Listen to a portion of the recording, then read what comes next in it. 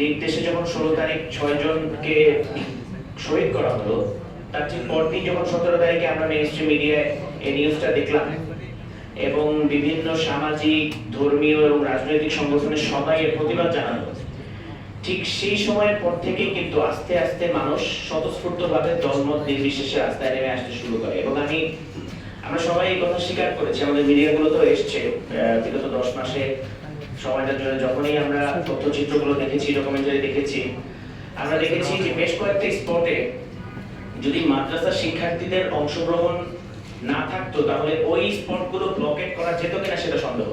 এবং তার মধ্যে আমরা আন্দোলনের লেনিনগ্রাড খ্যাত যাত্রাবাড়ির কথা বলতে পারি।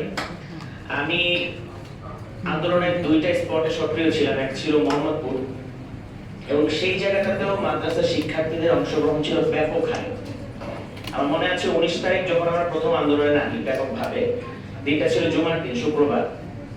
জুমার পরে প্রত্যেকটা মসজিদ থেকে মিছিল নিয়ে মাদ্রাসা শিক্ষার্থীরা কিন্তু সেদিন ব্যাপকভাবে রাজপথে নেমে এসেছিল।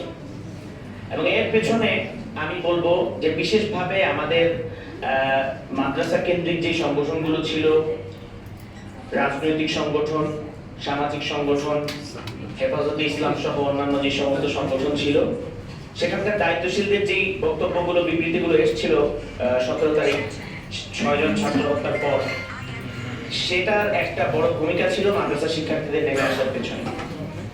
এবং আমরা শুরু থেকে যখন কেন্দ্রীয় সমন্বয়কদের সাথে যোগাযোগ করি যে আমরা মাদ্রাসা শিক্ষার্থীরা কি আমাদের ব্যানারে আসবো কিনা বা কিভাবে আমরা আন্দোলনগুলোকে অংশগ্রহণ করবো বৈষম্য বিরোধী ছাত্র আন্দোলনের সাথে, তখন একটা নির্দেশনা এরকম ছিল যে আমাদের মাদ্রাসা শিক্ষার্থীরা যদি ব্যাপকভাবে আন্দোলনের শুরুতে অংশগ্রহণ করে তাহলে আন্দোলনকে ভিন্ন খাতে প্রভাবিত করার একটা সুযোগ তৈরি হতে পারে। তো সেই জায়গা থেকে আমাদের মাদ্রাসা শিক্ষার্থীরা একটা কৌশল অবলম্বন করেছিল।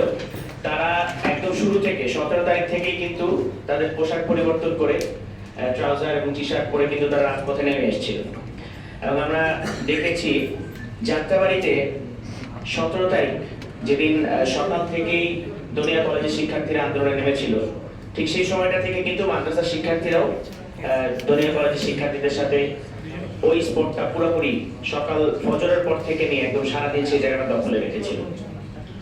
তো সেই জায়গা থেকে আমরা এটা বলতে পারি যে জুলাইয়ে আন্দোলনটা মৌলিকভাবে যেদিন মেইন স্ট্রিমে আসে, যেদিন মূলধারার আন্দোলনের সূচনা হয়, ঠিক সেই দিন থেকেই আমরা প্রত্যেকটা জায়গা থেকে আমরা দেখেছি যে আমাদের মাঝে বিগত 16 বছর ফ্যাসিস্ট যে বাইনারিটা তৈরি করে রেখেছিল, আমরা কিন্তু সেই বাইনারিটা ভেঙে দিয়ে আমরা জুলাই গণঅভ্যুত্থানকে সফল করেছি।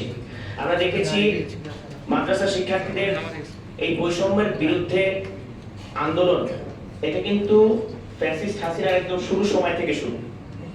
আমি যদি স্মরণ করি 2011 সালের কথা, তখনও কিন্তু শেখ হাসিনা যখন ধর্মীয় অধিকারের উপর আঘাত আনে, তখন 4 জন মাদ্রাসা শিক্ষার্থী কিন্তু 2011 সালে শহীদ হয়।